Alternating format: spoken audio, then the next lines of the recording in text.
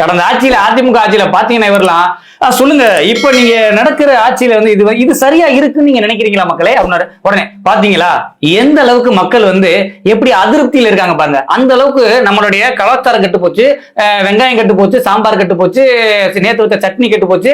இப்படி எல்லாத்துக்கும் டிபேட் வச்சு நடத்தி எது பண்ணாலும் அதிமுக ஆட்சி தான் காரணம் அப்படின்னு மனுஷன் காலையில ஆரம்பிச்சு நைட்டு வரையும் கூவாப்புல. அதை எடுத்து சோசியல் மீடியாவில் பயங்கரமா கூவோன்னு கூவாங்க. இந்த கருப்பழனியப்ப அதுக்கப்புறம் இப்ப திமுக ஆட்சி வந்தோடனே அவங்களுடைய கட்சி சேனல்ல ஒரு சேனல்ல வேலை சேர்ந்து போட்ட மாட்டிக்கிட்டு எப்படின்னா, அதாவது சென்னைக்கு மிக அருகாமையில், அதாவது இந்த சைட்டா அந்த சைட்டா அப்படிங்கிற மாதிரி இந்த ஆட்சியோட பெருமையில எப்படி பாக்குறீங்க? இந்த ஆட்சியில முதலமைச்சர் ஸ்டாலின் அவர்கள் செஞ்சதை நீங்க எப்படி பாக்குறீங்க?